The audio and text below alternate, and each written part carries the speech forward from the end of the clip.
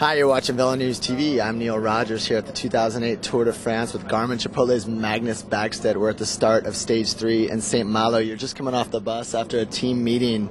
I'm just wondering, obviously without giving away tactics for today, tell us a little bit about the team meeting. It's the director, Matt White, that kind of runs the meeting. You guys all gather around. Is it more or less Matt telling you guys how it's going to be? Is it a group discussion? Kind of how long is it? Walk us through the team meeting. Well, basically Matt White is running the show, and whatever input we got, if we know the area or whatever, whatever we want to do coming in towards the sprint and things like that, we obviously have a bit of input, but the general tactics of the day is always Matt and Lionel that's making up them. So it generally takes between 10 and 15 minutes, and we run through certain days a little bit longer if it's a real technical day, and there's a lot of sort of work to be done from certain riders. People might be surprised that Jonathan Vaughters is not directing the team at this race, and he's here, he's in the village, he's entertaining VIPs. Talk a little bit about his hands-on or not so hands-on involvement with the team on a day-to-day basis. He's always keeping involved and checking up with the riders, how they're feeling, how they're doing, and whatever can be done. But his main job is looking after the VIPs, and he's managing the team. Matt and Lionel are the sport directors, so I'm sure Matt and JV sort of speak on a day-to-day basis. If JV's got any things that he wants to have put into the race meetings or whatever, then it'll be done that way. So we've had 2 days so far, a lot of French riders in the breakaways. We haven't seen Garmin Chipotle yet in the break. Was that the plan heading in? Is the team playing it conservative? Is it just a matter of chance? Talk about the team strategy in terms of trying to leave a stamp on this race early. Danny Pate had a go yesterday early on, but unfortunately that got brought back by Boys Telecom, who wanted to do the first mountain sprint. We'll have a go at it every day.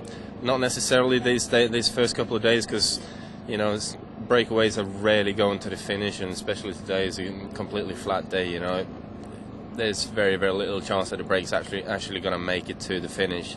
After that, we're looking after Dave and Christian and Trent, and making sure that they're safe and keeping them from losing any seconds coming into the finish. So it's a bit sort of difficult to get the tactics right in the first couple of days and maybe get into a breakaway or whatever, but we want to try and give Julian Dean a good run for the sprint as well. But yesterday was a bit unlucky and got caught in a crash with about a K to go, so unfortunately that happens. Julian did. Yeah.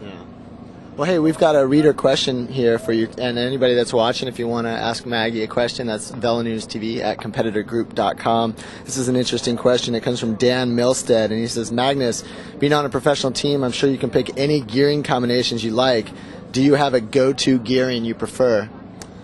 Gearings, I generally run a 53 or a 54 front big chain ring, 39 always on the inner, and then we kind of vary between straight 1123 or 1125.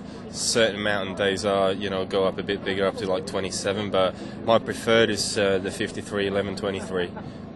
I was really surprised to learn the hard way riding with you in Girona that a race like Paris-Roubaix with very little elevation change, it was a 53.46, is that right? Yeah, it's a 53.46 and an 11.21 block on the back. So, it's no gear that you go climbing on like you found out. So, if we kind of look at the race profile every day and, make up the gearing accordingly, and most days you do get by with an 11.23 on the back and a 53.39 on the front. You said 53, sometimes 54. Today's a flat stage in the wind. Which is it? Today I'm running a 53.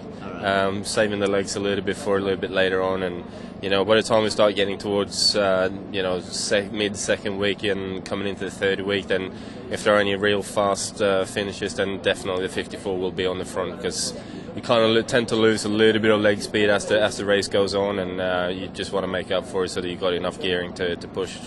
Perfect. Well, hey, thanks Magnus for the time. Good luck out there. No worries, thanks.